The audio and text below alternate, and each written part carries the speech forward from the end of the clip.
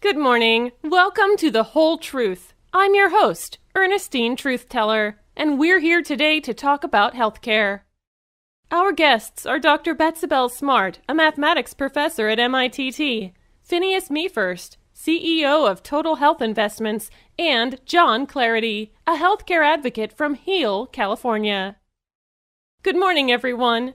5 years ago, the U.S. implemented Obamacare, the most significant healthcare reform since Medicare. Today, let's look at its impact. Excuse me, Ernestine, but let me clarify.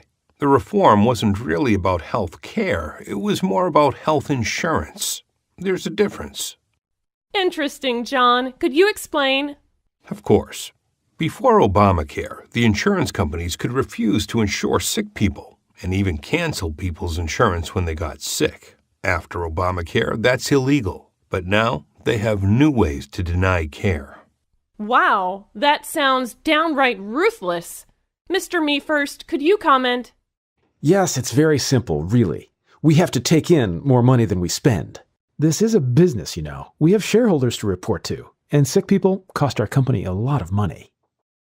Well, it sounds like you were making money by denying sick people health care. Sure, and we still are. It works great. We're making money hand over fist. Never mind about the shareholders, Phineas. How about your paycheck? Before Obamacare, you were earning over $20 million a year. And now it's even more, right? It's not nice to talk about what people earn, John. And $20 million doesn't go as far as it used to. Wait, gentlemen. First, denying sick people care might be a great moneymaker, Finney, but wouldn't you say it's cruel? Cruel? Hardly. Everybody in this country gets the best health care they can afford. It's the American way. Well, thousands die every year because of health insurance corporate practices, like charging high upfront costs and outright denials of care. Of course they die. People die every day. That's not my problem. That may be true, but now that the law has changed, now that flat-out refusing to insure sick people is no longer an option, how do healthcare insurance companies make money? I mean, their stock has skyrocketed since Obamacare became law.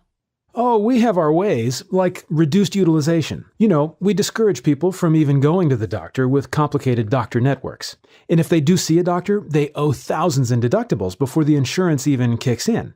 And after that, there's the co-insurance, what we call the patient's share of the costs. With some insurance policies, the patient has to pay 40%. So we pay as little as possible, really. Patients are on the hook for thousands in deductibles and co-insurance. You should see the letters we get when the poor suckers realize their costs don't end with high premiums. What do they expect? We're a corporation. We make money. I see. Well, that's very unfortunate indeed. Which brings me to our next guest, Dr. Betsibel Smart of MITT. Good morning, Betsy. Good morning, Ernie. Thank you for having me on the show today. Betsy, I understand you have a PhD in mathematics. Could you please walk us through how a patient would calculate their share of their healthcare costs if, say, they had an appendectomy? Of course. Anyone with a background in calculus can figure it out. Bet they can't. The truth is, even if everybody knew calculus, it would be impossible to figure out their medical bills. Well, it is a challenge. To begin with, healthcare prices are crazy. The cost of a plain old appendectomy in California can cost between $1,500 and $186,000. What? That's ridiculous. Still, no matter how irrational your health costs are, I've developed a formula that can be used to figure out how much you'll have to pay. It's called the Minimal Payment Equation, or MPE. Z is the amount of your medical bill, X is your coinsurance, Y is your deductible, and 0 is the amount your health insurance will pay. Wow, Betsy. So no matter how much you might pay in deductibles or coinsurance, the insurance company can get off paying nothing. Amazing. Viewers, this formula is available at thewholetruth.com. Wait a minute. You're kidding, right? This is nuts. Outstanding, Dr. Smart. Well, folks, that's all we have time for today. Tune in tomorrow for more of The Whole Truth, when we'll be talking about student loan debt.